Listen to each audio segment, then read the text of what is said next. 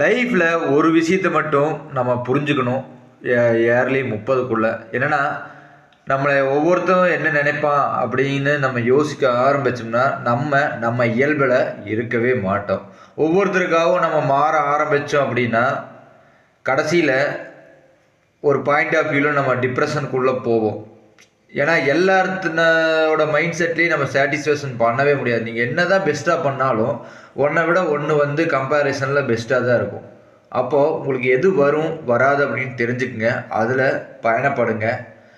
உங்களை பிடிச்சவங்க உங்களை ஃபாலோ பண்ண போகிறாங்க, பிடிக்காதவங்க உங்களையே அன்ஃபாலோ பண்ண போகிறாங்க.